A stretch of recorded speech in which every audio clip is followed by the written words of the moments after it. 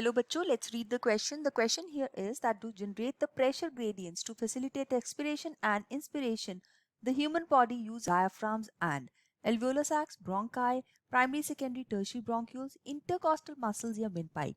तो इन पांचों में से हमें करेक्ट ऑप्शन जो है वो फाइंड आउट करनी है इसकी. So let's see the mechanism of breathing first. During the process of inspiration क्या होता है कि बाहर का प्रेशर जो है वो ज्यादा होना चाहिए, मतलब एटमॉस्फेरिक प्रेशर हाई होना चाहिए.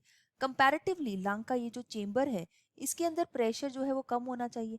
प्रेशर हम इस तरह से कम कर सकते हैं अगर हम वॉल्यूम को इंक्रीज कर दें. इसका मतलब है कि लंग्स को एक्सपैंड होना पड़ेगा.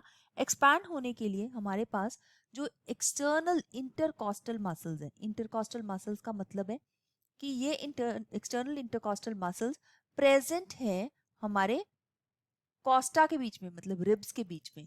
तो ये करेंगी कॉन्ट्रैक्ट और इसके साथ ही डायाफ्राम भी कॉन्ट्रैक्ट करेगा जिसकी वजह से वॉल्यूम जो है इंक्रीज हो जाएगा. अब सेकेंड पॉइंट हम देखते हैं कि यहाँ पे जो एक्सपिरेशन के टाइम के ऊपर क्या होगा.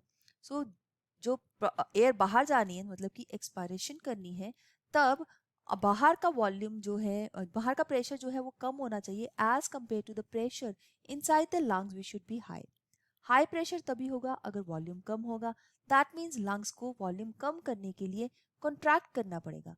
कॉन्ट्रैक्ट करने के लिए फिर से इंटरकॉस्टल मसल्स का काम है, लेकिन इस बड़ी second set of intercostal muscles हैं जो कि इंटरनल इंटरकॉस्टल मसल्स कहलाती हैं और इनकी होगी contraction. So internal intercostal muscles हैं वो कॉन्ट्रैक्ट करेंगी और डायाफ्राम कर जाएगा रिलैक्स, जिसकी वजह से एक्सपिरेशन होगी.